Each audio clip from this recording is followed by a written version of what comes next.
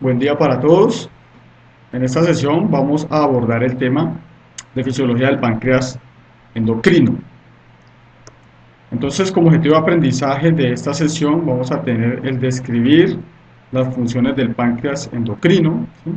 Y los efectos de sus hormonas en esa función corporal, en cómo, por ejemplo, se regula eh, el manejo de la energía por parte del cuerpo y cómo está implicado en ciertas patologías, como por ejemplo la diabetes mellitus. Entonces tenemos que el páncreas básicamente es una estructura localizada en la región abdominal, es una glándula con forma triangular. Entonces vamos aquí. Esta estructura cumple una función tanto endocrina como exocrina, ¿sí? La función endocrina es la que vamos a tratar en esta sesión. La función exocrina se trata principalmente cuando se ve la función digestiva, ¿sí? Cuando se ve la función digestiva y esta glándula entonces va a estar localizada en la parte posterior del estómago. En la función digestiva entonces básicamente el páncreas produce, digamos, unas secreciones que son ricas en enzimas implicadas en el proceso de digestión. Esto es la función digestiva. Y pues en la función pancreática vamos a observar que allí hay unos islotes pancreáticos o islotes de Langerhans. ¿Sí? Estos islotes de Langerhans entonces están compuestos de diferentes células que están secretando hormonas, principalmente involucradas en el uso y en el almacenamiento de la energía en el cuerpo. Entonces el páncreas, pues, digamos, como estructura exocrina, contiene unos, digamos, acinos aquí pancreático como glándula exocrina y unos ductos. Básicamente la mayor proporción del páncreas está basada en esta estructura acinar, y en medio de los acinos entonces vamos a encontrar unas pequeñas agrupaciones de células.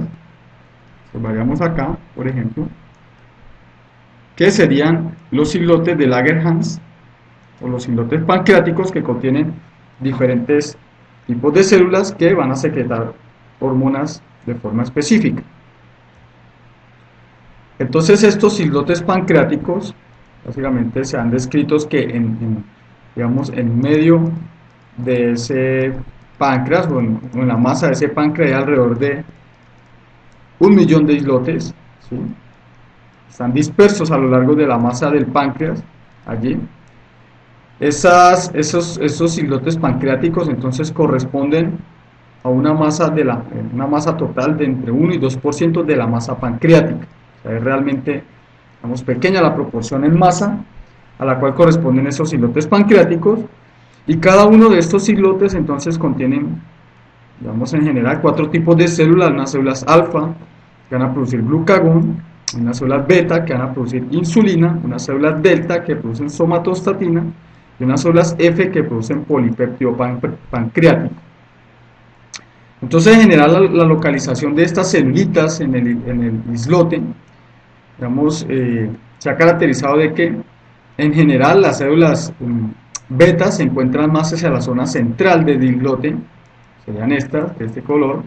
Las células alfa se encuentran generalmente hacia la periferia, observamos aquí, y unas células delta están entonces dispersas en medio de las células alfa y beta. Y pues, digamos, encontramos en algunas regiones algunas células F, de tal forma que cuando las células beta realizan su secreción, generalmente el flujo de sangre, ¿sí?, se realiza desde la parte central hacia la parte externa, ¿sí?, desde la parte central hacia la parte externa. Entonces las hormonas viajan en ese sentido. Entonces, cuando por ejemplo se secreta insulina por parte de las células beta, esa insulina puede afectar a las células alfa. Pero cuando las células alfa secretan el glucagón, entonces el glucagón primero tiene que viajar al torrente sanguíneo y llegar acá por esta parte central para afectar a las células beta, por ejemplo. Entonces ahora entramos a hablar acerca de la primera hormona importante, que va a ser la insulina. Básicamente la insulina entonces se ha descrito como la hormona de la abundancia de nutrientes, ¿sí?, relacionada con la abundancia de nutrientes. Esta hormona pues es sintetizada, como se mencionó anteriormente, por las células beta, y es básicamente una proteína, ¿sí? Es una hormona de origen proteico que sigue pues todo el proceso de síntesis de proteínas, finalmente se almacena en una vesícula y posteriormente secretada dependiendo de si la célula es o no estimulada. Entonces inicialmente se tiene el transcrito, ¿sí?, del ADN, o sea el ARN, el transcrito del ADN, que inicia ese proceso de traducción. Entonces la hormona en general va a tener diferentes nombres dependiendo de en qué momento se encuentre en ese proceso de síntesis. Vamos a tener la preprohormona cuando tiene los péptidos señal, posteriormente va a ser llamada prohormona cuando se le retira el péptido señal, y posteriormente, después de una modificación en el aparato de Golgi, pues vamos a tener la hormona activa, ¿sí? En el caso de la insulina, entonces tendríamos una preproinsulina, una proinsulina y finalmente la insulina activa, que es almacenada en las vesículas y que está lista para ser secretada.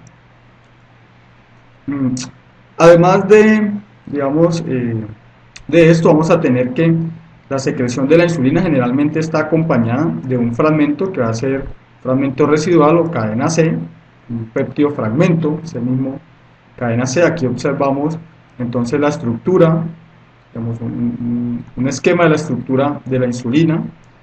Entonces, este es el completo, la preproinsulina, que contiene el péptido señal o la secuencia señal. La proinsulina no contiene el péptido señal, y posteriormente entonces se cliva esa cadena C que tendríamos acá, que es esta, y lo que nos queda sería la insulina activa, y aquí el remanente o el fragmento de péptido que también se secreta.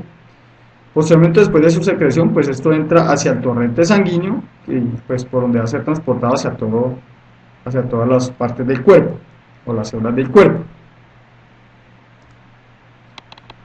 Entonces, ¿qué se conoce con respecto a la insulina? Entonces, la insulina, ustedes habrán escuchado, está relacionada con los niveles de glucosa en sangre, ¿sí?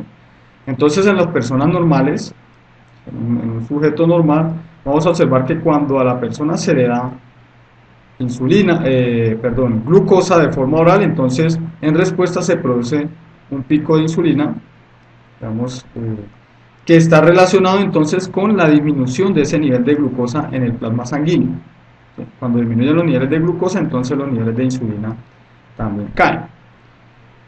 Cosa que no sucede, por ejemplo, en las personas diabéticas que tienen, por ejemplo, un daño a nivel, digamos, una persona con diabetes tipo 1, entonces tienen un daño en las células beta pancreáticas, por ejemplo, en el páncreas hay un daño, las células beta pancreáticas pueden que estén dañadas, entonces se produce la ingesta de glucosa, ¿cierto? Y no se produce respuesta de insulina como sucedía en el caso normal. Entonces la glucosa va a quedar mucho tiempo en la sangre, o sea que las células, pues, por algunos mecanismos, algunas células lo utilizan, por ejemplo en el cerebro, y pues disminuye paulatinamente, pero si se observa acá, ese pico de insulina puede durar hasta aproximadamente 3-4 horas, mientras que aquí tendremos que ese pico se demoró solamente más o menos 2 horas. Entonces, esta insulina pues está regulando esos niveles de glucosa, y se ha caracterizado que cuando los niveles de glucosa plasmática están por debajo de 50 miligramos por decilitro, básicamente la insulina no se produce. La insulina no se produce por debajo de esos niveles de glucosa plasmática. Pero entonces, ¿cómo se dan esos procesos de secreción de insulina? Resulta que las células betas pancreáticas, entonces, contienen lo que se conoce como unos transportadores de glucosa tipo 2. Estos transportadores de glucosa tipo 2 básicamente son unos transportadores de glucosa que son de baja afinidad por la glucosa. Entonces la glucosa a nivel extracelular se debe elevar de forma, digamos, considerable para que el transportador de glucosa la tome y lo lleve hacia el interior de la célula beta pancreática. ¿Qué sucede posteriormente? Entonces esta glucosa que es tomada allí, pues básicamente es utilizada para realizar entonces glucólisis y respiración celular para la producción final de ATP, ¿sí? Cuando se produce mucho ATP en la célula, entonces resulta que este ATP produce un bloqueo sobre un canal de potasio que es sensible a ATP. Entonces, este bloqueo que va a producir en la célula, lo que va a producir este bloqueo en la célula es que el potasio, que generalmente tiende a salir, entonces pues no pueda realizar este evento, no salga, se va acumulando al interior de la célula, entonces se están acumulando cargas positivas, lo que va paulatinamente modificando el potencial de membrana reposo, despolarizando la célula. Una vez sea la despolarización lo suficientemente grande, ¿sí? Un cambio en el potencial de membrana lo suficientemente grande, esto va a afectar entonces a unos canales de calcio dependiente de voltaje, que sensan ese cambio de voltaje en esa célula, cambian de conformación, se abren y esto favorece entonces la entrada del calcio hacia la célula. Este calcio entonces está involucrado, como se había visto en la sesión inicial, en procesos de fusión vesicular. Es importante en procesos de fusión vesicular y exocitosis. Entonces, cuando el calcio entra, las vesículas que contienen la insulina se fusionan con la membrana plasmática y liberan su contenido, digamos, en este caso, pues, conllevando a la liberación o a la secreción de insulina hacia el espacio intersticial que luego va a pasar al torrente sanguíneo. Entonces, aquí observamos cómo esa liberación de insulina va a depender de esos niveles de glucosa a nivel extracelular que pueden ser sensados por ese transportador de glucosa tipo 2 de baja afinidad.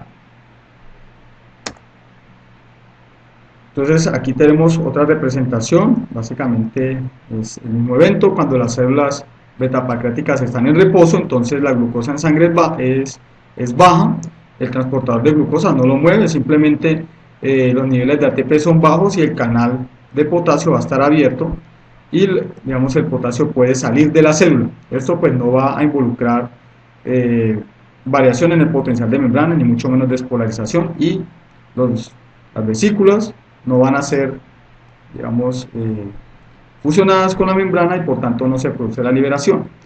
Pero cuando se elevan los niveles de glucosa, entonces la glucosa es tomada por la célula, genera ATP, produce el bloqueo del canal, esto conlleva a despolarización de la célula por acumulación de potasio, que conlleva la apertura de un canal de calcio dependiente de voltaje, ¿sí?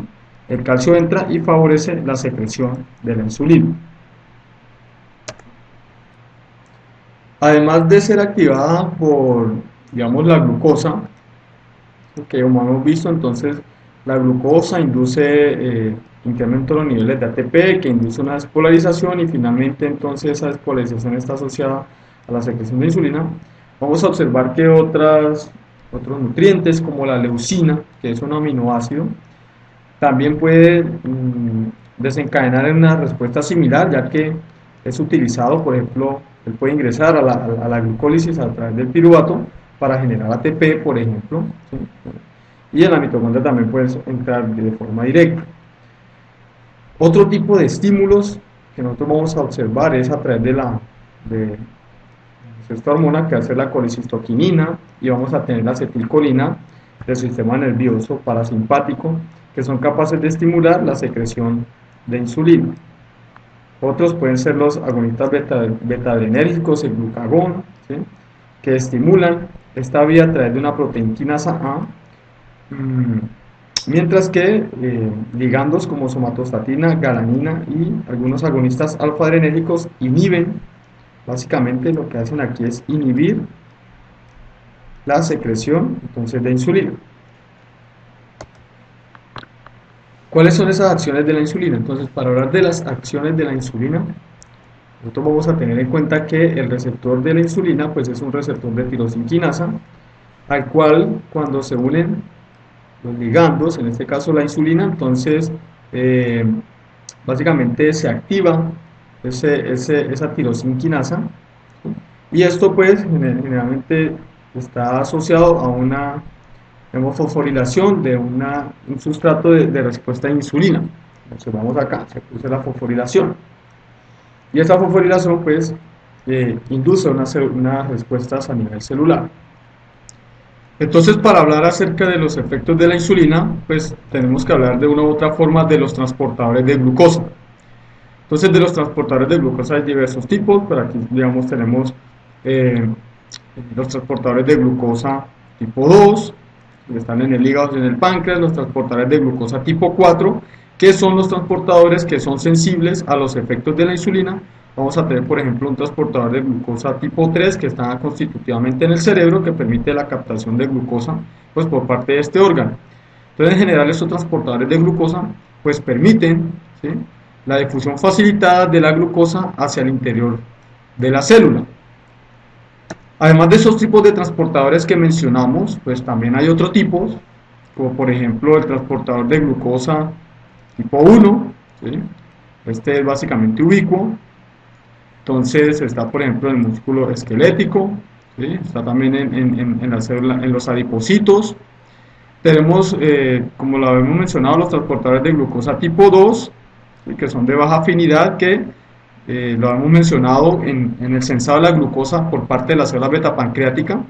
Entonces es el que está allí en estas células beta pancreáticas y permiten entonces la entrada de glucosa hacia la célula beta pancreática cuando se elevan mucho sus niveles. El GLUT3 principalmente en neuronas, el GLUT4 que es el sensible a insulina, ¿sí?, este GLUT4 sensible a insulina, y el GLUT5 que está principalmente digamos en el intestino delgado, y pues es el que permite el transporte de fructosa.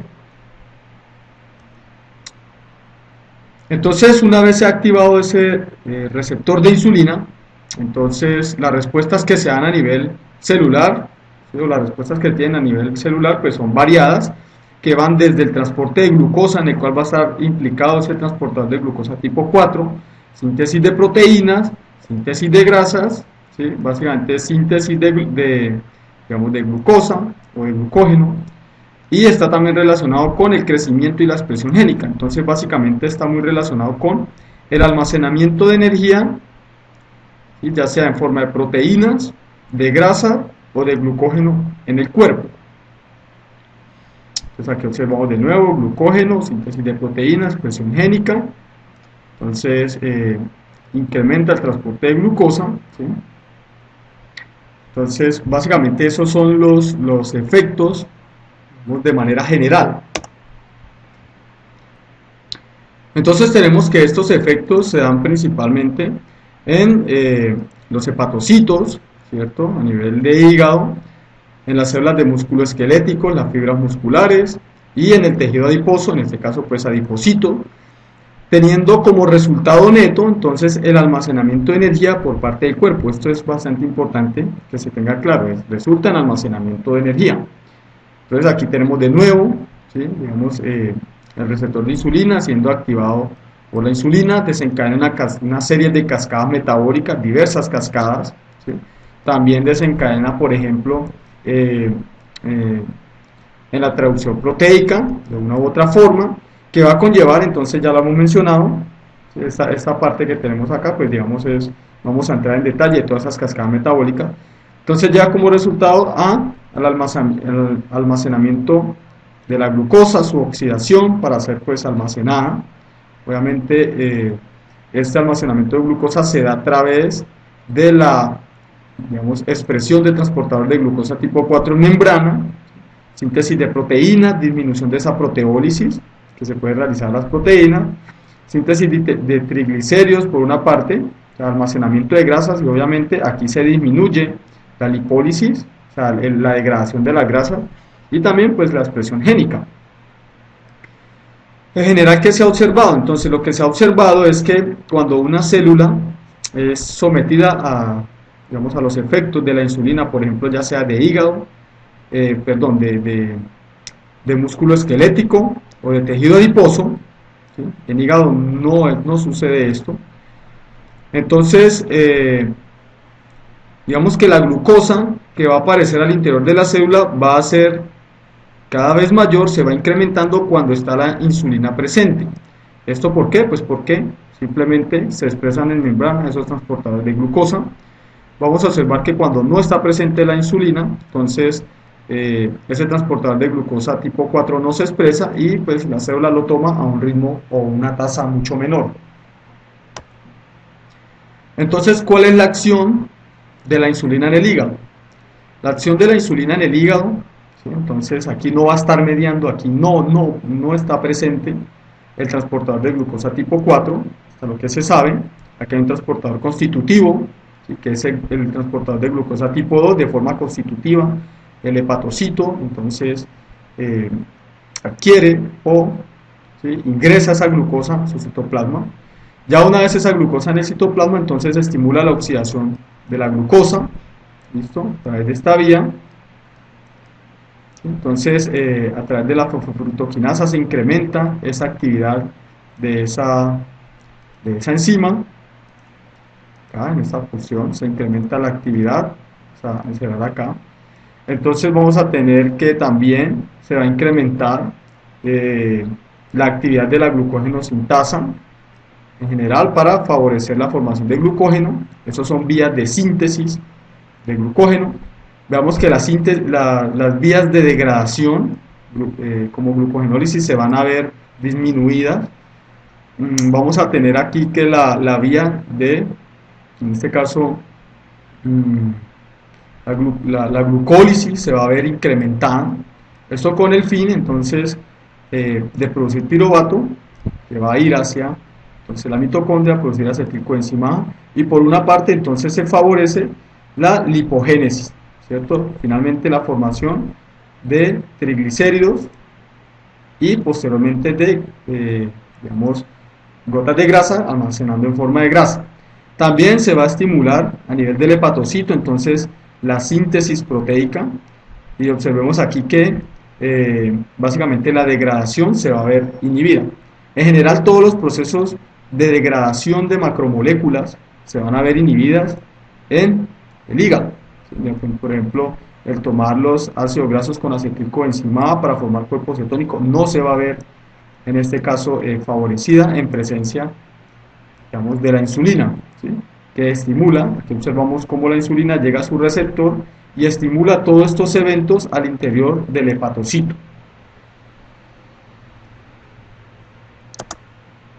En el músculo tiene, digamos, otros efectos, ¿sí? Primero, entonces, vamos a observar acá que el receptor de insulina se une a su respectiva a la insulina, ¿sí?, y esto favorece entonces la expresión en membrana del transportador de glucosa tipo 4, favoreciendo la captación de la glucosa por parte de las células. Observamos, la célula, entonces, en esta célula sucede algo similar, ¿sí?, se activan las vías generalmente para almacenamiento de glucógeno, ¿sí?, estas enzimas se ven activadas, las que participan allí. La glucólisis también se ve incrementada su función, ¿sí? Vamos a tener que, digamos, la formación de triglicéridos en las células de músculo también se ve, digamos, incrementada, la lipogénesis, y también, en este caso, el anabolismo proteico, la síntesis proteica, ¿sí? Entonces vemos acá que básicamente el músculo puede tomar ácidos grasos libres, aminoácidos libres para formar entonces triglicéridos. Va a usar, por ejemplo, cuerpos cetónicos también para su metabolismo. Entonces, en general, aquí se produce la activación, ¿sí?, de varias enzimas como la exoquinasa, que estamos hablando aquí en el número 1, la glucógeno sintasa, que sería la 2, ¿sí?, la fosfofructoquinasa y la piruvato deshidrogenasa. Entonces, en general y de forma neta, promueve el almacenamiento de glucosa como glucógeno en estas células de músculo esquelético y la síntesis de digamos, triglicéridos al interior de las células de músculo esquelético, ¿sí? Obviamente también la síntesis proteica.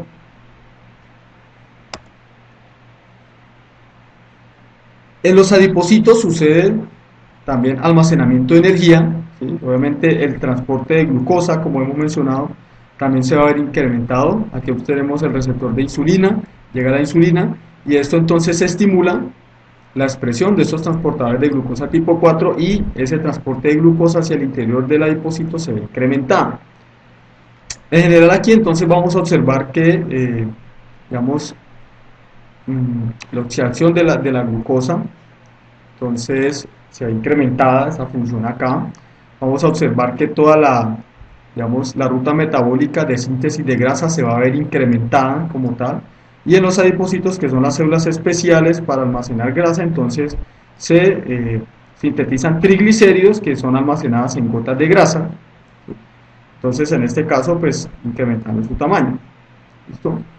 Otro efecto que nosotros vamos a tener acá, entonces, es que cuando hay, digamos, estimulación de estas células por parte de la insulina, entonces hay una hormona que se denomina la hormona sensible, ¿sí? La lipasa sensible a hormonas, perdón, la lipasa sensible a hormonas se va a ver inhibida, será la que está por acá, por esta vía, se va a ver inhibida, por tanto, esas grasas no van a ser, digamos, degradadas para su uso como fuente de energía. ¿Sí? Cuando hay altos niveles de insulina, las grasas no se usan como fuente de energía, en general no se usan como fuente de energía. Entonces acá observamos, estos son adipocitos, en general los adipocitos, la mayor, puede ser que dependiendo del estado de la persona, la mayor parte puede estar almacenando grasa, estos son gotitas de grasa, la mayor proporción son grasas, ¿sí? Y aquí es donde se realizan entonces los diferentes procesos metabólicos. Ya mirando qué es lo que sucede en el cerebro, pues vamos a tener, o se ha descrito que la insulina como tal en el cerebro no, entre comillas, con respecto al metabolismo de la glucosa no tiene efecto, ya que esa permeabilidad digamos, de las células cerebrales a la glucosa está mediado por el transportador de glucosa tipo 3, que como hemos mencionado es básicamente constitutivo allí y no es sensible a la insulina, ¿sí? A pesar de esto, el cerebro sí es bastante sensible a cambios en los niveles de glucosa, pues, en sangre, ¿sí? Entonces, esos niveles de glucosa en sangre se mantienen básicamente en unos niveles, digamos, en unos rangos estrictos para un correcto funcionamiento a nivel cerebral, y se ha descrito que en ayuna, entonces, los niveles de glucosa deben estar entre 70 y 100 miligramos, ¿sí? Aquí es básicamente por decilitro, y después de 2 horas postprandial, o sea, después de haber comido, debe estar en alrededor de 100 o menos de 140 miligramos por decilitro. Se ha descrito entonces también de que cuando la glucosa cae por debajo de estos valores de entre 20 y 50, ¿sí? Puede estar entre 20 y 50 o menor, entonces se da lo que se conoce como choque hipoglicémico, ¿sí? Que puede conllevar a irritabilidad o está precedido por irritabilidad, puede desencadenar en desmayos, en convulsiones y también puede desencadenar en coma, ¿sí? Principalmente cuando esos niveles descienden rápidamente, entonces se puede llevar a este tipo de problema. Entonces lo que nosotros hablamos anteriormente está, digamos, cuando hay presencia de insulina, entonces la insulina se relaciona con almacenamiento de energía, ¿sí? Ya sea energía en forma de proteínas, en forma de glucógeno, hidratos allí, o en forma de grasa. ¿Qué sucede cuando hay deficiencia de la insulina, de los niveles de insulina en el cuerpo? Entonces, lo que sucede allí es que se dan los procesos inversos. Entonces, se incrementa el uso, por ejemplo, de la grasa como fuente de energía. En este caso, se incrementa la actividad de esta lipasa sensible a hormona, sería una lipasa sensible a hormona, una hormona que está allí, que facilita la degradación de las grasas. Vamos a observar un incremento de la lipólisis. También entonces estas dos, digamos, funciones va a incrementar la concentración de ácido grasas en plasma sanguíneo y también va a conllevar, por ejemplo, a el incremento de colesterol en plasma que se ha asociado, por ejemplo, en aterosclerosis, digamos, en personas diabéticas, por ejemplo, que hay deficiencia en la producción de insulina, se ha relacionado con todo este tipo de problemas, ¿sí? Y, por ejemplo, si el problema es muy fuerte, entonces se comienza un proceso de producción de cuerpos cetónicos, desencadenando lo que se conoce como cetosis, ¿sí? Y básicamente posteriormente una cetoacidosis, ¿listo? ¿Esto por qué? Pues porque básicamente lo que se está produciendo es ácido acetoacídico, ¿listo? Y pues esto va a conllevar entonces a que se produzca básicamente el ácido beta hidroxibutírico y cetonas, que son los famosos cuerpos cetónicos. Entonces aquí observamos en esta gráfica qué es lo que sucede. Generalmente la insulina entonces está implicada en el almacenamiento de la energía, ¿cierto? Por parte de los diferentes tejidos, tejido muscular, tejido adiposo, hígado, Entonces, si los niveles de insulina caen, como se observa acá, no se va a capturar esa glucosa ni en músculo ni en tejido adiposo, y van a comenzar entonces procesos de degradación del músculo, una parte, digamos, liberando aminoácidos, liberando lactato y piruvato. En el caso del tejido adiposo, entonces va a liberar, digamos, ácidos grasos, gliceroles, ¿sí? Y todo esto es, básicamente todos estos ácidos grasos, ¿sí?, van a conllevar entonces a la activación de esta función de cetogénesis, de formación de cuerpos cetónicos, ¿sí?, que acidifican, por ejemplo, la sangre. Entonces, si vamos a observar el plasma sanguíneo, va a estar con unos elevados niveles de glucosa, pero también va a tener unos elevados niveles de cuerpos cetónicos.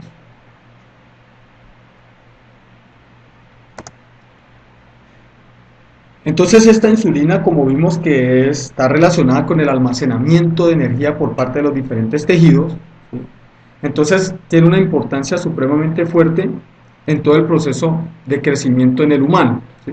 ¿Por qué? Porque esta insulina aumenta la síntesis proteica,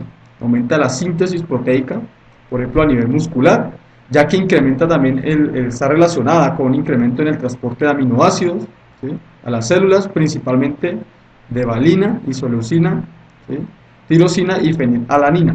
También está relacionado con un incremento en la transcripción del ARN, ¿sí?, y en algunos genes específicos como tal, como ya hemos mencionado, con algunas enzimas metabólicas para el almacenamiento de carbohidratos, grasas y proteínas.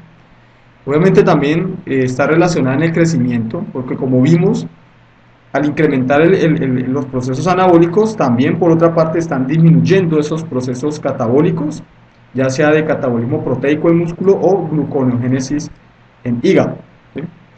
Y una cosa a tener en cuenta es que actúa de forma sinérgica con la hormona de crecimiento. Entonces esto nos lleva a la siguiente gráfica. Esta gráfica, entonces, básicamente nos habla acerca de un experimento clásico que se realizó en ratas. Entonces a las ratas básicamente se les retiró el páncreas y se les retiró entonces la hipófisis. Cuando ya tenían cierta edad, digamos ya llegaron a la edad adulta, básicamente, bueno, no a la edad adulta propiamente, entonces las ratas en ese momento dejan de crecer, que es esta curva que tenemos acá. A la rata entonces se le aplica solo hormona de crecimiento, crece a un ritmo bastante lento, ¿sí?, crece a un ritmo lento. Cuando solamente se aplica hormona de crecimiento, se deja de aplicar hormona de crecimiento, entonces la rata deja de crecer. Cuando se le aplica solamente insulina, entonces la rata crece también a un ritmo lento, crece pero es lento el ritmo, se le deja de aplicar, y cuando se le aplica ambas hormonas al tiempo, entonces el crecimiento es básicamente bastante fuerte, o sea, es bastante grande el crecimiento que tiene el biomodelo, ¿sí?, cuando se le aplica el tratamiento con hormona de crecimiento y con insulina. Esto demostrando que en el proceso de crecimiento y desarrollo, por ejemplo, en los mamíferos, tanto la insulina como la hormona de crecimiento son importantes y ellas actúan de forma sinérgica. ¿Cómo se regula esa secreción de insulina? Entonces, la insulina está regulada por diferentes factores, ¿sí? Digamos que uno de los principales pues va a ser entonces los niveles de glucosa en plasma. Generalmente cuando los niveles de glucosa en plasma son altos, estimulan la secreción de insulina por parte de las células beta pancreáticas. Cuando los niveles de aminoácidos en plasma sanguíneo, principalmente de leucina, son altos, también estimula esa secreción de insulina por parte de esas células beta pancreáticas. También hay otros agentes como el péptido insulinotrópico dependiente de glucosa, también anteriormente ya denominado el péptido inhibitorio gástrico, estimula también esa secreción. Y vamos a tener que la actividad parasimpática, por ejemplo a través del nervio vago, puede estimular también la secreción de esa insulina por parte de estas células. Por otra parte, entonces la actividad simpática en general se asocia, ¿sí?, con disminución en la secreción de la insulina. Entonces aquí hay disminución en la secreción, aquí habría incrementos con la actividad parasimpática, o cuando hay niveles de epinefrina o adrenalina altos en plasma, entonces se inhibe esa secreción de dicha insulina, ya que se requiere, por ejemplo, que se libere más bien glucosa hacia el torrente sanguíneo, no que las células lo capturen. Pues, por ejemplo, cuando estamos haciendo actividad, se requiere que, por ejemplo, el tejido graso libere, ¿sí? En un momento dado, si estamos en un ayuno prolongado, que libere ácidos grasos libres, o el hígado que libere glucosa, para que se pueda utilizar en la actividad, cuando, digamos, por ejemplo, en una respuesta de huida, ¿sí? Entonces se requiere que se libere energía para que las células musculares lo puedan tomar. Entonces, además de los anteriores factores mencionados, pues hay otros aquí. Por ejemplo, los cuerpos cetónicos, ¿sí? Cuando se incrementa la cantidad de cuerpos cetónicos en sangre, entonces es un estímulo para liberar, por ejemplo, insulina, ¿cierto? Ácidos grasos libres. Vamos a tener el péptido inhibitorio gástrico, o ese mismo péptido insulinotrópico dependiente de glucosa. Hay una variedad, digamos, bastante variada, bastante grande de factores que pueden estimular, el mismo glucagón, la gastrina, ¿sí? Son hormonas allí, colecistoquinina, secretina, ¿sí? Y el sistema nervioso parasimpático, como hemos mencionado. Factores que entonces inhiben la secreción, bajos niveles de glucosa, de aminoácidos y ácidos grasos libres en el plasma sanguíneo, hormonas como somatostatina y epinefrina, sobre todo en los receptores alfa, entonces inhiben la secreción de insulina. Y pues vamos a observar también que el sistema nervioso simpático en general, digamos, disminuye esas secreciones de insulina. Entonces, como resumen, vamos a tener aquí, básicamente, cuando los niveles de glucosa en plasma, una parte, entonces se elevan, esto va a estimular a las células beta, ¿cierto?, del páncreas para la liberación de insulina. Esa insulina entonces va a ir al músculo y tejido adiposo y favorece entonces la expresión en membrana plasmática de los transportadores de glucosa tipo 4, que entonces favorece que este tipo de células pues tomen la glucosa y la incorporen, ¿sí? Por ejemplo, favoreciendo la formación ya sea de grasa o de glucógeno, en el caso de las células, en los adipocitos y en las fibras musculares. Y en el caso del hígado, entonces se aumenta la glicólisis, ¿cierto?, la glucogénesis, y vamos a tener también lipogénesis allí. Todo esto ¿a qué conlleva? O sea, el resultado final allí es una regulación de los niveles de glucosa en plasma. Entonces, esto conlleva, en el caso de que cuando se libera insulina, entonces el efecto final va a ser disminución de los niveles de glucosa en el plasma sanguíneo. Y cuando estos niveles de plasma sanguíneo disminuyen, entonces las células beta pancreáticas van a ser inhibidas y por tanto la insulina no se va a liberar. Entonces, con respecto a esta insulina, lo que se ha observado es que básicamente lo que sucede con ella es que inicialmente hay una liberación. Cuando la insulina se libera, digamos, hay ingesta de comida, inicialmente hay una liberación aguda de insulina y posteriormente se da una liberación, entonces, digamos, como en una segunda fase. Hay una primera fase de liberación, puede ser que el pool de vesículas con insulina caiga un poco y comienza en esta región la síntesis nueva de insulina que comienza a ser liberada. Y en esta parte entonces vamos a observar que esa liberación de insulina pues va a ser, digamos, alta cuando los niveles se comienzan a incrementar a partir de aproximadamente 100 miligramos por decilitro.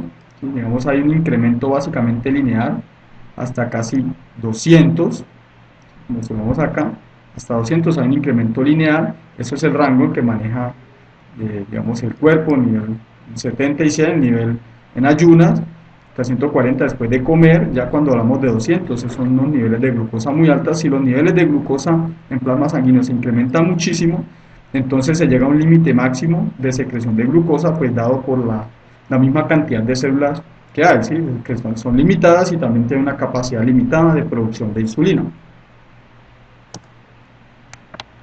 Entonces esta tablita también es una tabla de resumen, ¿sí?, donde vamos a observar que básicamente cuál es la célula que produce la insulina, las células beta pancreáticas, la naturaleza de esa insulina, entonces va a ser peptídico, ¿cierto?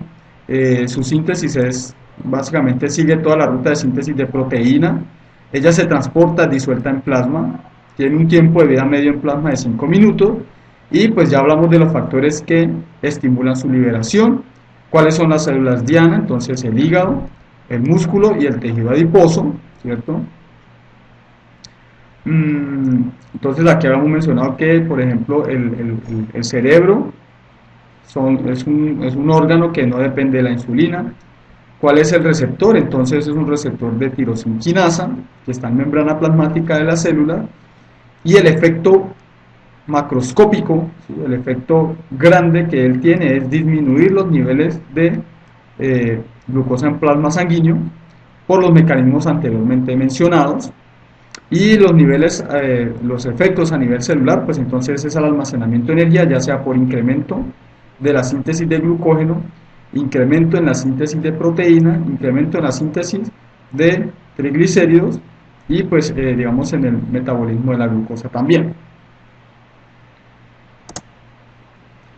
La segunda hormona que produce el páncreas endocrino, ¿sí? Que se producen allí en esos islotes pancreáticos, va a ser el glucagón.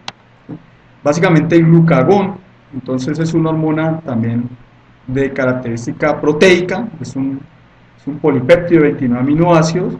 Este generalmente es un agente, o se le ha caracterizado como un agente hiperglicémico potente. ¿Qué quiere decir eso? Que él eleva los niveles de glucosa en plasma, ¿sí?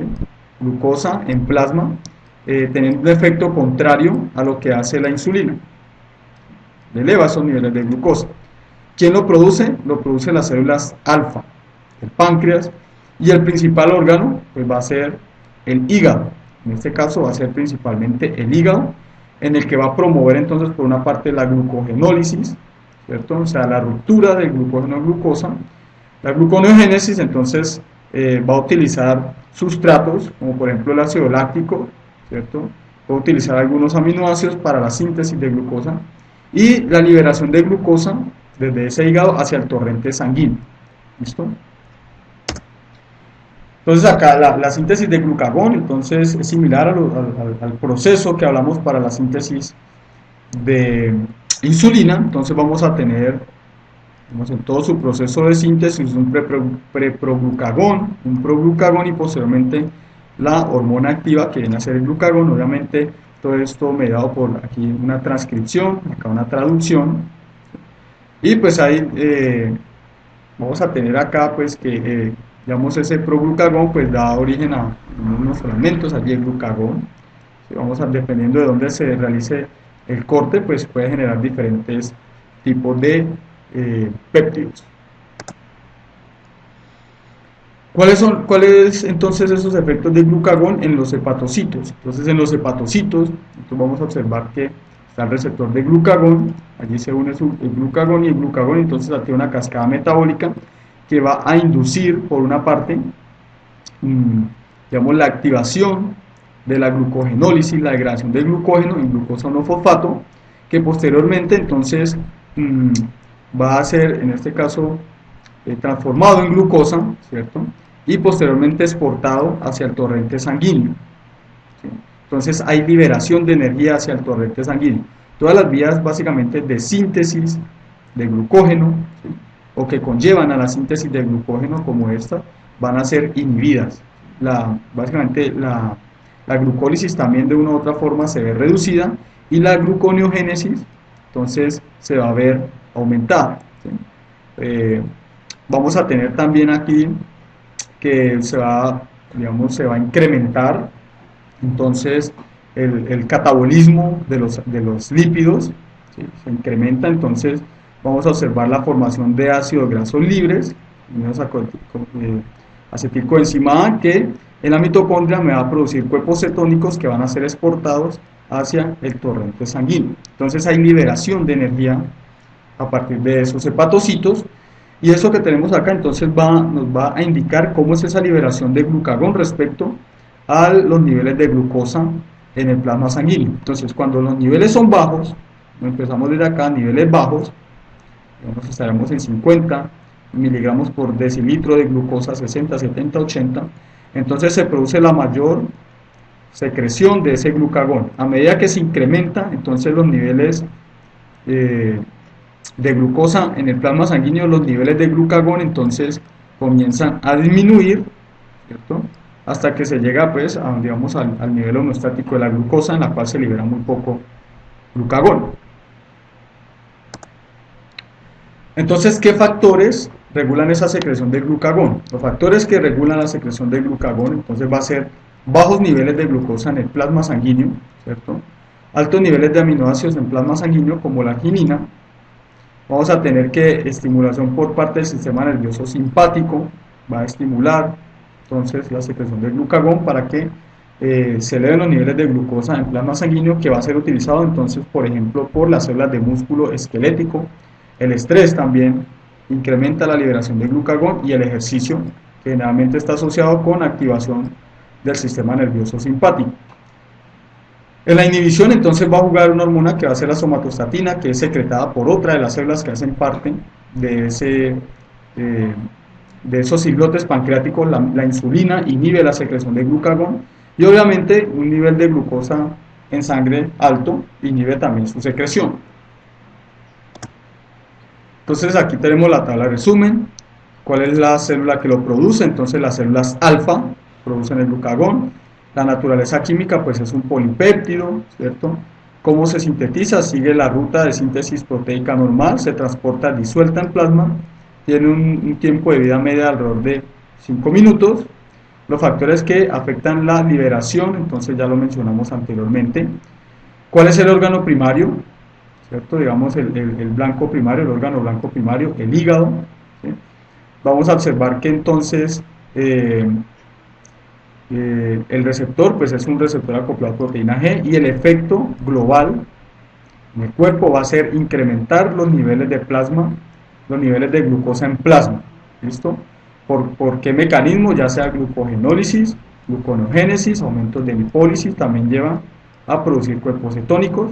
A nivel molecular, entonces, está relacionado con, digamos, aumentar la función de las enzimas, incrementar su función y la síntesis de nuevas enzimas.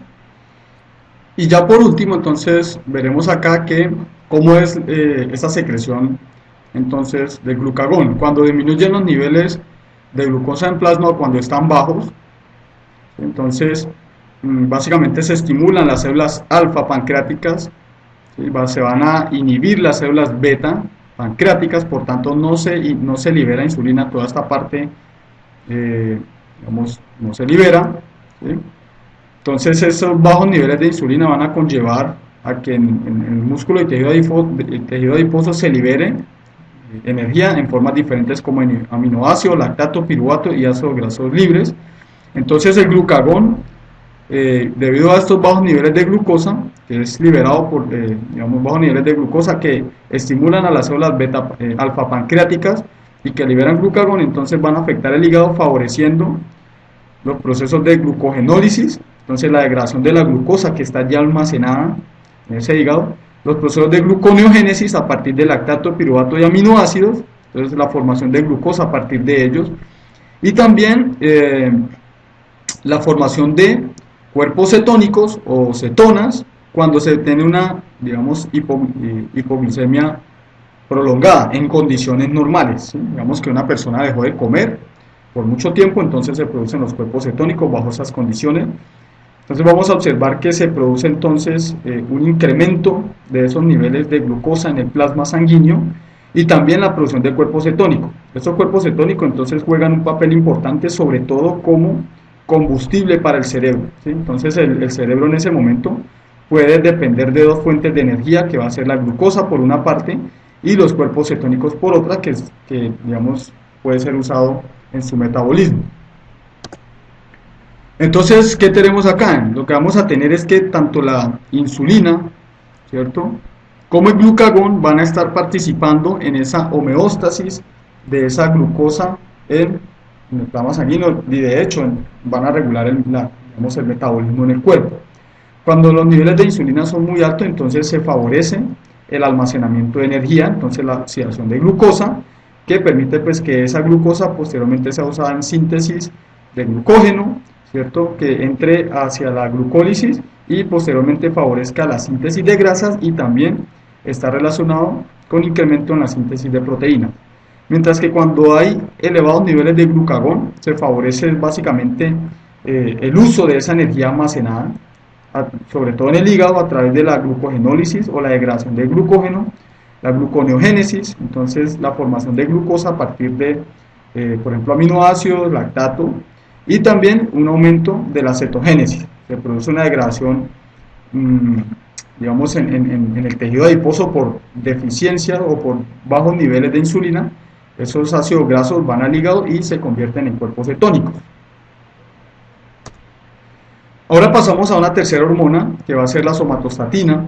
Entonces la somatostatina básicamente es una hormona regulatoria que inhibe esa secreción tanto de insulina como de glucagón. Ella está principalmente relacionada con disminución, por ejemplo, de la motilidad intestinal y disminución de las secreciones y digamos también de las absorciones intestinales. Y digamos que esto principalmente a nivel digestivo, para dar, por ejemplo, tiempo a que digamos, regulen los niveles de las diferentes sustancias que están siendo absorbidas en el tracto gastrointestinal, ¿sí? O sobre todo en el intestino delgado.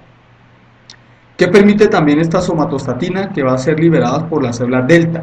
¿Sí? Estas son las células delta que liberan la somatostatina. ¿Sí? Entonces incrementa el tiempo en el cual los nutrientes de las comidas pueden ser asimilados en la sangre. Digamos, es una cuestión importante. Si llega de golpe una gran cantidad de nutrientes, pues puede conllevar a un problema allí. Y también favorece que, digamos, los nutrientes sean absorbidos de forma muy rápida de esa sangre, de la sangre, ¿sí? O sea, que las células absorban rápidamente esos nutrientes de la sangre, entonces esos nutrientes van a estar por más tiempo disponibles allí en ese plasma. Entonces nosotros vamos a tener que las diferentes hormonas producidas allí en esas islotes pancreáticos pues interaccionan entre sí. Entonces vamos a tener aquí, por ejemplo, que la insulina, como hemos mencionado, inhibe la secreción de glucagón, pero esa secreción, digamos, la secreción de insulina va a ser inhibida por la somatostatina, ¿sí? La somatostatina en general tiene básicamente un efecto inhibitorio sobre la secreción de todas las hormonas, incluyendo el polipéptido pancreático. Vamos a observar acá, bueno, esto de inhibición de la secreción de glucagón también. El glucagón cuando se libera, entonces digamos, se pensaría que él va a producir una inhibición en la secreción de insulina, pero no es así. Él estimula, de hecho, la secreción de insulina y también estimula la secreción de somatostatina. ¿Sí? Entonces, dependiendo de qué tantos niveles de hormona haya en un momento dado, entonces se va a secretar más o menos cada una de las otras hormonas que participan, digamos, en este ciclo de regulación. En el caso del glucagón regulando los niveles de insulina, esto se da porque, por ejemplo, como el glucagón tiene un efecto bastante potente, ¿sí? Como agente hiperglicémico, entonces una vez se da la liberación de glucosa por parte del hígado, pues se requiere que las células puedan tomar dicha glucosa, entonces él estimula la liberación de insulina, entonces la insulina va a favorecer que, por ejemplo, las células del músculo, ¿cierto?, puedan tomar y usar esa glucosa, los mismos adipocitos, y de una u otra forma pues también va a estimular la inhibición del mismo glucagón. Entonces esto para balancear, para mantener un balance de esos niveles de glucosa en el plasma sanguíneo. Entonces aquí vemos cómo es ese proceso de regulación, principalmente dado por, digamos, en este caso, el glucagón y la insulina, ¿sí? Entonces esto que tenemos acá pues nos está mostrando el nivel homostático de la glucosa en plasma sanguíneo, que deben estar entre 70 y 110. Supongamos que entonces se produce en un momento dado una disrupción de la homeostasis, acabamos de comer, acabamos de hacer la ingesta de alimento, entonces supongamos que comemos bastante arroz y el arroz, entonces a partir del arroz se va a obtener bastante glucosa, entonces los niveles de glucosa en el plasma sanguíneo se elevan, esto va a estimular las células beta pancreáticas a que liberen insulina. Entonces la insulina, una vez es liberada, pues va a tener los siguientes efectos de incrementar, ¿cierto? Eh, la tasa a la cual la glucosa se transporta al interior de los adipocitos, las células, en este caso musculares. Va a incrementar también digamos, en este caso, la tasa de uso de la glucosa para la generación de ATP, ¿sí? Incrementa la síntesis de glucógeno, incrementa también la síntesis proteica y también la absorción de aminoácidos, y también incrementa digamos, la síntesis de triglicéridos en el tejido adiposo, o sea, se incrementa el almacenamiento de grasa, y esto entonces va a conllevar a que los niveles de glucosa desciendan de nuevo hasta los niveles normales. ¿Listo? Entonces llegamos de nuevo al nivel homeostático. Pero ¿qué sucede, por ejemplo, si pasa mucho tiempo y no hemos comido? Entonces, si no hemos comido, los niveles de esa glucosa en el plasma sanguíneo van a descender, ¿cierto? Ellos descienden.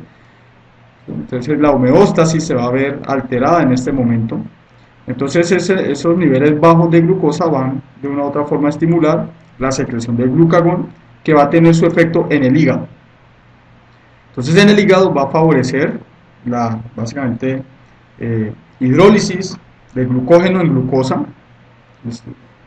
Bueno, eso también sucede en el músculo esquelético. Va a incrementar también la degradación de las grasas para liberar ácidos grasos, y también favorece el incremento de la gluconeogénesis. La gluconeogénesis, y esto conlleva entonces a que se eleven los niveles de glucosa en el plasma sanguíneo, pero también, como hemos mencionado, aquí se elevan los niveles, por ejemplo, de cuerpos cetónicos, si es bastante prolongado el proceso, conllevando de nuevo entonces a los niveles homeostáticos. Entonces vamos a observar que aquí hay un ciclo, ¿sí? Podemos hablarlo como si fuese un ciclo infinito de regulación de ese nivel de glucosa en el plasma sanguíneo. Entonces, ¿qué sucede con estos niveles de glucosa? Resulta que los niveles de glucosa es un parámetro que el cuerpo está regulando, pues, digamos, de una forma bastante estrecha, ¿sí?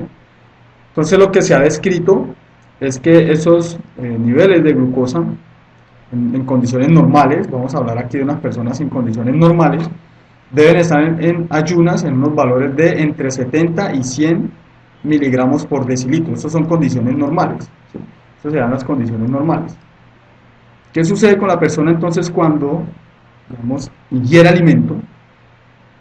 Digamos, 2 horas postprandial, o sea, después de ingerir el alimento, esos niveles de glucosa pues deben ser menos de 140 miligramos por decilitro. Digamos que después de comer se liberó insulina y esa glucosa se almacenó. Puede haber una elevación en los niveles de insulina y luego caen. De tal forma que 2 horas después debe estar en menos de 140. ¿Sí? Cuando hablamos de una prediabetes, entonces vamos digamos, a tener unos parámetros distintos, en los cuales en ayunas, ¿sí? En este caso sin consumir alimento, esos niveles de glucosa plasmática están entre 100 y 125 miligramos por decilitro, están relativamente altos, y después de comer, 2 horas después de comer, se pueden llegar hasta 200, 140 a 200 miligramos por decilitro. En las personas que tienen diabetes, entonces, esos niveles de glucosa son pues relativamente altos en estado de ayunas, más de 126 se ha descrito como el valor que caracteriza, por ejemplo, puede caracterizar una diabetes, y después de comer esos niveles se elevan aún por encima de 200 miligramos por decilitro. Entonces, ¿qué se ha observado digamos, de forma gráfica? ¿Cómo es esa dinámica de esa glucosa en los sujetos que son normales, en los sujetos que tienen diabetes? Entonces, cuando una persona está normal, ¿sí? Digamos, aquí tenemos los niveles en ayunas de la glucosa en plasma, alrededor de entre 70 y 100, ¿sí? Se le da una carga de glucosa, ¿sí? O hace la ingesta de alimento, entonces los niveles de glucosa en el plasma sanguíneo se incrementan, ¿sí? Se incrementan, pero pues ya se describió de que con ese incremento de los niveles de glucosa también se da una liberación de insulina, que va a favorecer entonces la toma de esa glucosa por parte del tejido adiposo, el tejido muscular, y también favorece entonces el incremento de, digamos, la síntesis de glucógeno por parte del hígado, volviendo de nuevo a los niveles normales. En las personas que tienen diabetes, entonces estos niveles de glucosa se elevan después de comer, pero ellos van a permanecer elevados, ya que pues no hay el estímulo, digamos, dado por la insulina que conlleven a que estas células entonces tomen esa glucosa y la saquen de la sangre. Entonces la glucosa va a permanecer en el plasma sanguíneo por mucho tiempo y pues digamos de forma constitutiva por los otros tipos de transportadores pueden ser tomados por las células y comienza una disminución paulatina en el tiempo, o sea, es relativamente lento en el tiempo, hasta 4 horas, 5 horas, 6 horas podría demorar en disminuir esos niveles de glucosa. Entonces aquí entramos a describir una patología asociada al, digamos, el funcionamiento del páncreas endocrino, que es la diabetes mellitus, ¿sí? Entonces esa diabetes mellitus básicamente es un desorden bastante serio del metabolismo de carbohidratos principalmente. Aquí lo que sucede es que hay una hiposecreción o hipoactividad de la insulina, ¿sí? Y en esa insulina, digamos, en la diabetes mellitus se ha caracterizado 3 síntomas claves que son poliuria, entonces digamos que la producción de orina es bastante grande, polidipsia, las personas pues van a mantener con una sed excesiva, y también polifagia, hambre excesiva y consumo de alimento.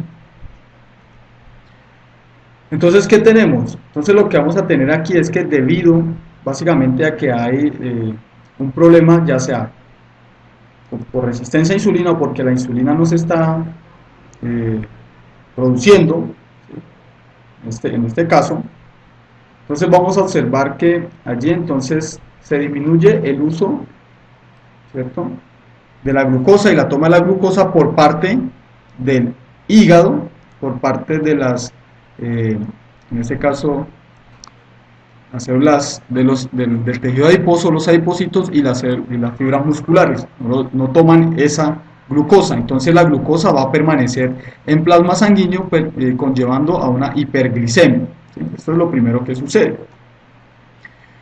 ¿Qué también va a suceder? Entonces, como los niveles digamos, en este caso la insulina no está haciendo su efecto, entonces el hígado comienza a degradar el glucógeno, ¿sí?, realizando el proceso de glucogenólisis, produciendo más glucosa que va a ser llevado, ¿cierto?, hacia el torrente sanguíneo, entonces conllevando un aumento mayor de esa hiperglicemia. Y también vamos a tener entonces que comienzan procesos catabólicos en músculo, por ejemplo liberando aminoácidos, y estos aminoácidos entonces se utilizan para sintetizar glucosa, conllevando entonces también a esta hiperglicemia.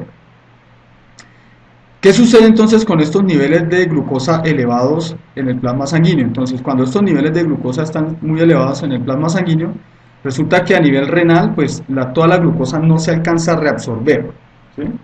Entonces, lo que sucede allí es lo que se conoce como diuresis osmótica y comienza a aparecer glucosa en la orina, que es una condición anormal.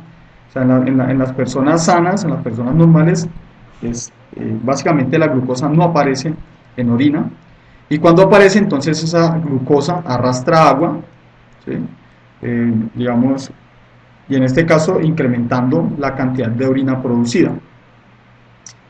Entonces, ¿esto a qué va a conllevar? Esto va a conllevar a poliuria, ¿sí?, que va de una u otra forma a desencadenar en deshidratación, por ejemplo, va a conllevar también a polidipsia, o digamos un exceso en la sensación de sed, que va a desencadenar, por ejemplo, en fatiga, en pérdida de peso y también en polifagia. ¿Listo? Entonces, en que la persona pues va a comer, digamos, de forma excesiva. Por otra parte, entonces vamos a observar que cuando la insulina no hay, o deficiencia de insulina o deficiencia en su acción, entonces se estimula la lipólisis y la cetogénesis, ¿cierto?, por parte de las células de tejido adiposo, y por parte, digamos, en este caso la lipólisis y la cetogénesis por parte del hígado. Acá lipólisis, ¿cierto?, y cetogénesis en el hígado. Entonces, ¿esto a qué va a conllevar? Esto va a conllevar a una digamos, hiperlipidemia, se elevan los niveles de lípidos en la sangre y también los cuerpos cetónicos. En general los cuerpos cetónicos entonces digamos, son estructuras que son ácidas y esto conlleva lo que se conoce como una cetoacidosis, ¿sí? Cuando hay entonces cetoacidosis también puede aparecer orina, ¿sí? Eh, digamos que esto conlleva a pérdida de electrolitos, ¿sí? A un imbalance, en este caso en la cuestión ácido-base del cuerpo porque se está acidificando y esto conlleva por ejemplo a que la persona tenga un aliento a acetona, se dice que estas personas tienen un aliento a frutas debido a estas acetonas, hipernea, por ejemplo pueden tener sensaciones de náusea, pueden vomitar, irregularidades cardíacas y problemas en el sistema nervioso central cuando sucede digamos, por ejemplo, la cetoacidosis. Entonces resulta que esta diabetes mellitus se ha descrito, digamos, como en dos formas diferentes, dos tipos. Vamos a tener la tipo 1, vamos a tener la tipo 2. ¿Sí? En esta gráfica aquí vamos a tener la condición normal en la cual entonces el páncreas libera insulina en las cantidades adecuadas, ejerce su efecto y la glucosa puede ser almacenada. Entonces ejerce su efecto normal. En la diabetes tipo 1 resulta que puede haber un problema en la liberación o en la síntesis de insulina y en su liberación. En general entonces esto es porque hay un daño en las células beta pancreáticas. No necesariamente hay problemas en el receptor está normal. Entonces este tipo de personas que tienen daño en las células beta pancreáticas, ya sea por un problema autoinmune, por ejemplo, entonces son las que se conocen como insulinodependientes, ya que el receptor está funcionando bien. El receptor funciona bien, entonces con la aplicación de insulina, digamos, exógena, pues digamos, se vuelven a las funciones normales del cuerpo. El tipo 2, la diabetes mellitus tipo 2, entonces en este caso hay producción de insulina normal, puede ser normal o puede estar reducida, depende. Y el problema va a estar en el receptor. En este caso en el receptor va a ser, por ejemplo, puede ser menos expresado, conllevando lo que se conoce como resistencia a la insulina. Entonces, si hay pocos receptores de insulina, entonces esa insulina pues no puede realizar su efecto y por tanto la glucosa puede quedar allí en el plasma sanguíneo. Entonces, ¿qué tenemos respecto a la diabetes mellitus como tal? Entonces es digamos, un problema como tal que está afectando a una gran cantidad de personas en Estados Unidos, por ejemplo. Colombia también sucede algo similar, aunque no en estas cantidades. Debemos tener en cuenta la población, el tamaño de la población. Alrededor del 10% en Estados Unidos lo que se ha caracterizado es que son personas con diabetes tipo 1 y el 90% con diabetes tipo 2. En general el tipo 1 entonces se asocia con problemas autoinmunes, ¿sí? Se le denomina que esa es la diabetes juvenil y la tipo 2 se asocia a la obesidad, ¿sí? Digamos que está asociada a la obesidad, a la ingesta exagerada de comida. Entonces, ¿qué sucede acá? La tipo 1 generalmente se da en personas jóvenes, ¿sí? Aquí sucede básicamente un deterioro en la masa muscular, esa masa muscular está generalmente de bajo a normal, la insulina plasmática puede estar muy baja o ausente, el glucagón puede estar elevado, ¿sí? Digamos en este caso la glucosa en plasma está incrementada, la sensibilidad a la insulina está normal, los receptores están normales y la terapia entonces va a ser la aplicación de insulina.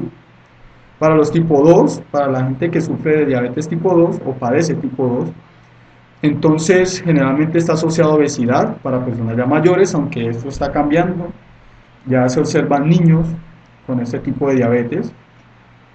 La insulina plasmática inicialmente puede ser normal, pero posteriormente puede caer. El glucagón entonces puede ser también alto, ¿sí? La glucosa plasmática está incrementada y aquí el problema es con la sensibilidad a la insulina.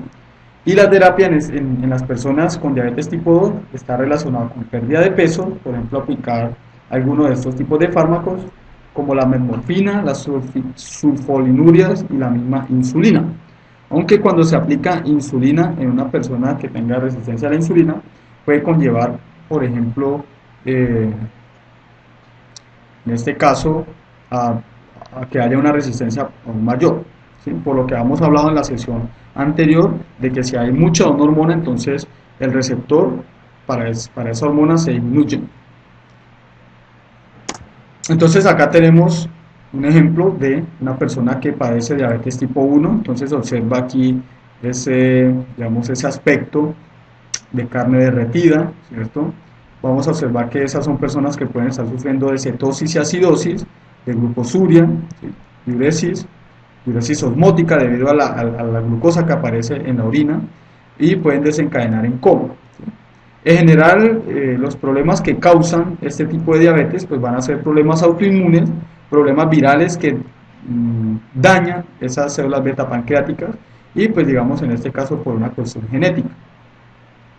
Aquí la cuestión, como lo mencioné anteriormente, es que no hay producción de insulina, básicamente unos niveles muy bajos, ¿sí?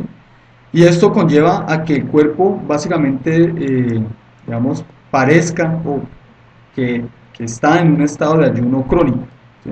Entonces, en este caso, por ejemplo, las células musculares, ¿sí? O el cuerpo en general, está diciendo, vean, nosotros no tenemos fuente de energía, ¿sí? Porque no hay insulina, y como lo mencionamos anteriormente, como no hay insulina, comienzan procesos degradativos, pero a su vez comienzan procesos de, por ejemplo, gluconeogénesis, comienza a funcionar todos esos procesos en el hígado, ¿sí? Conllevando o favoreciendo el incremento de los niveles de glucosa en el plasma sanguíneo, ¿sí? En estas personas con diabetes tipo 1. Entonces, en esta persona, cuando se le aplica la terapia, que es la aplicación normal de insulina, pues recupera su apariencia normal. Recupera su apariencia normal. Y pues digamos, para ese tipo de personas, pues la terapia debe ser diaria y por el resto de la vida. Ahora bien, ¿qué tenemos con respecto a la diabetes mellitus tipo 2? ¿Sí? Como lo mencionamos, eso está muy relacionado con la obesidad y no es dependiente en cuanto a la producción de insulina, ¿sí? De hecho, en un momento dado, digamos, cuando la persona ingiere mucho alimento, digamos, cuando sobre todo el alimento es muy rico en carbohidratos, entonces está dando una carga muy alta de glucosa al cuerpo, entonces está estimulando frecuentemente las células beta pancreáticas y esto inicialmente puede llevar a una hiperinsulinemia, ¿sí? O sea, unos elevados niveles de insulina que por estos fenómenos de down regulation, entonces cuando los niveles de insulina se elevan demasiado, entonces conlleva a la disminución en la cantidad de receptores en las células diana, ¿sí? Y eso conlleva entonces a esa resistencia a la insulina. Como ya lo mencionamos, el principal factor de riesgo es la obesidad. Y en general, entonces se tiene que la obesidad básicamente es un proceso gradual, ¿cierto? Que en este caso se inicia con el aumento de peso, ¿sí? Por una ingesta elevada de calorías, que básicamente mantiene esa glucosa muy alta, ¿sí? A nivel sanguíneo, como lo mencionamos anteriormente. Entonces vamos a observar que hay pocos receptores de insulina, por ejemplo en el músculo de los obesos, y aquí se producen también unas complicaciones bastante crónicas como aterosclerosis, ¿sí? Debido a que como hay, digamos, pocos receptores en las células diana, entonces básicamente estas células diana no van a estar sujetas a los efectos de la insulina, entonces comienza el efecto contrario, por ejemplo, aunque hay acumulación de grasas, entonces por ejemplo, a pesar de eso, comienza por ejemplo procesos de aterosclerosis, ya las células por ejemplo del tejido adiposo no aceptan los diferentes ácidos grasos que pueden estar en el torrente sanguíneo, puede conllevar a falla renal y también a ceguera. Vamos a tener también que hay cuando inicialmente se produce la hiperinsulinemia, se conlleva a una producción elevada de insulina y esto en un momento dado puede conllevar a un agotamiento de esas células beta pancreáticas. Si el agotamiento es muy fuerte, entonces puede haber básicamente proceso de muerte en estas celulitas en un momento dado, aunque aquí pues siempre van a quedar algunas que puedan producir insulina, pero en muy bajas cantidades. Entonces, relacionada con esta diabetes mellitus, pues vamos a ver que en general esa resistencia a la insulina, ¿sí? digamos, conlleva otros efectos, como por ejemplo, se ha descrito de que hay un descenso en los niveles de leptina, ¿sí?, en las personas con resistencia a la insulina, en general las personas obesas, y esta leptina pues es una hormona relacionada con el apetito, de hecho disminuye los niveles de apetito, ¿sí? Entonces hay disminución en los niveles de leptina, también hay un incremento en los niveles de este tipo de factor o hormona, ¿sí?, que es el factor de necrosis tumoral que está relacionado con inflamación. Entonces, la resistencia a la insulina puede ser causado por muchos factores diferentes, por ejemplo, ya hemos hablado de la obesidad, puede ser también causado por un exceso de glucocorticoides, por ejemplo, por exceso de hormonas de crecimiento. En el embarazo, por ejemplo, se ha descrito un estado de diabetes gestacional, ¿sí?, que conlleva una resistencia a la insulina, y pues hay así muchos otros factores que están relacionados con este problema, ¿sí?, con la resistencia a la insulina. Entonces, para las personas con diabetes mellitus tipo 2, básicamente se tienen diferentes tipos de terapia.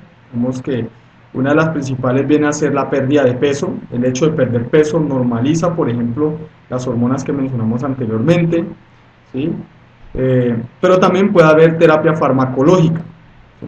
Puede ser también combinación de las dos, aunque por ejemplo terapia con sulfonilurias, que es básicamente un bloqueador del canal de potasio que depende de ATP, cuando, digamos que se mencionó cuando describimos cómo se sensaba esa glucosa o qué pasaba cuando se elevan los niveles de glucosa a nivel de la célula beta pancreática. Entonces bloquea este canal, eso produce unas despolarizaciones, digamos, más permanentes o más fuertes en estas células, conllevando una producción más alta de insulina. Pero si se utiliza esto por mucho tiempo, entonces puede conllevar, por ejemplo, un agotamiento de este tipo de células. Entonces, pues toca, digamos, balancear los tratamientos, mirar cuál puede ser el más apropiado en un momento dado y estar, pues, realizando constante evaluación de los resultados. Entonces, básicamente con esto terminamos esta sesión de fisiología del páncreas endocrino. Muchas gracias por su atención.